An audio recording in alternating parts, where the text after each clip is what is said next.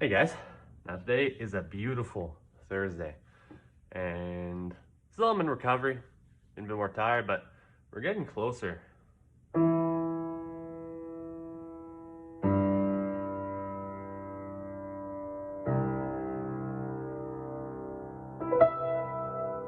To something. Hope.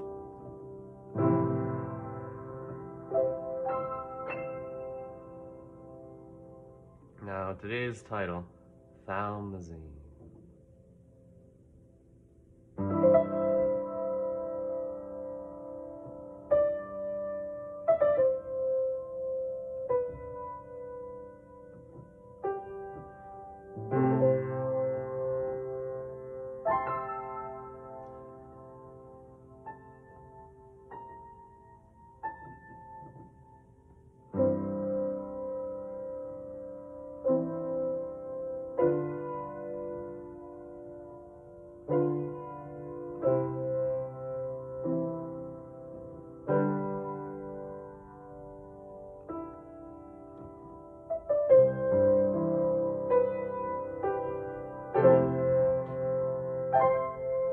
Ever wondered how to capture beauty, wonder in the piano?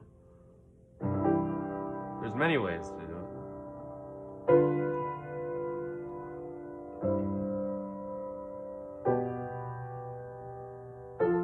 Counterpoint, harmony,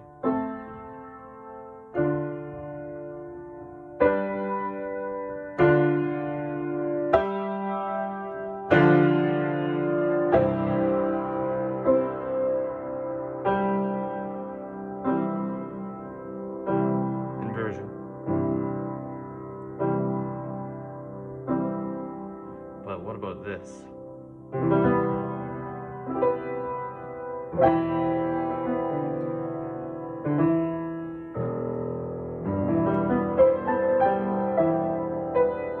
Two worlds colliding,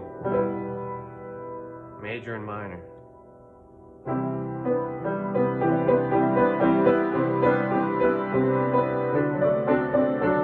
Two scales colliding.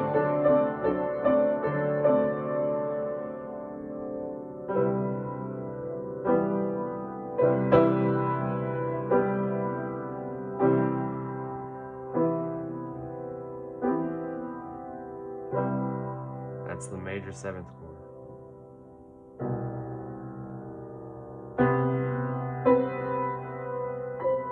That's the most dissonant octave.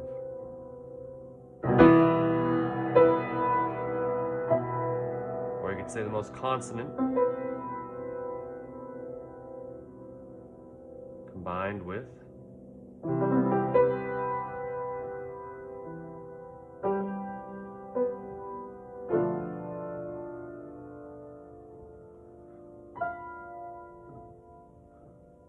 the most harmonious.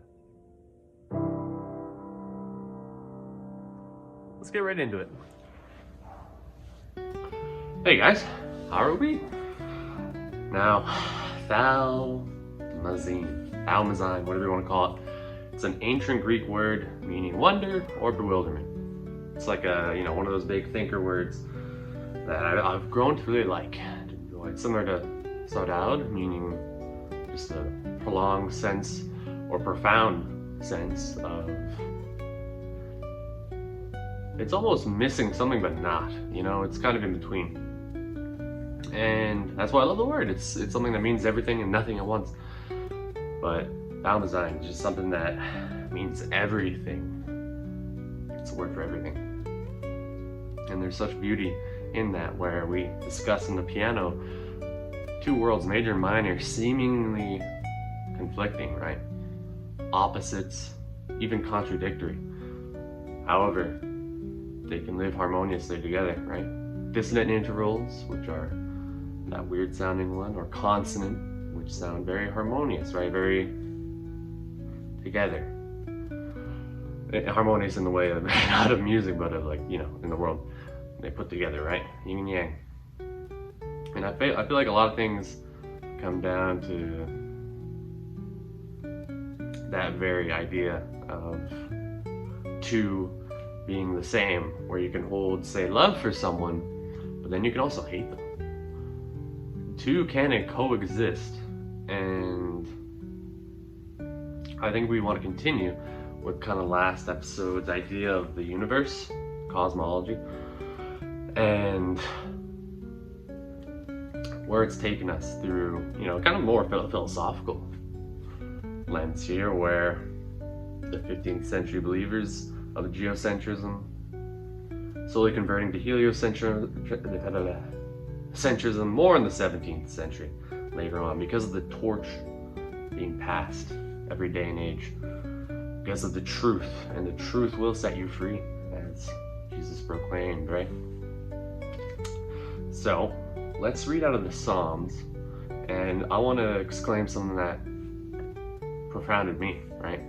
That just was powerful, bewildered me. You can look at the night sky and be bewildered, just like those astronomers back then, like Copernicus, Galileo, the forefront of what we know today to be truth, and it has set us free. Geocentrism was flawed in that there were mathematical inconsistencies, and now there aren't. Everything is perfect, and God's world is perfect. And whether you like it or not, the suffering, it really comes down to your perspective. So let's kind of highlight that perspective by just reading Lamed in Psalm 119.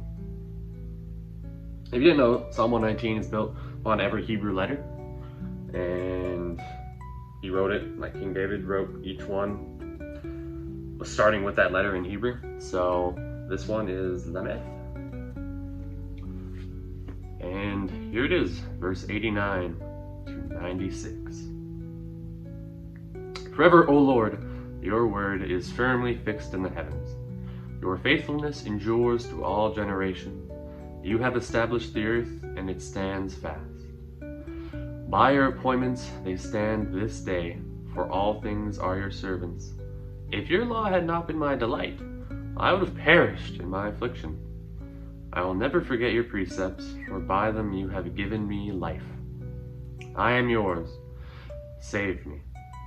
For I have sought your precepts. The wicked lie in wait to destroy me, but I consider your testimonies.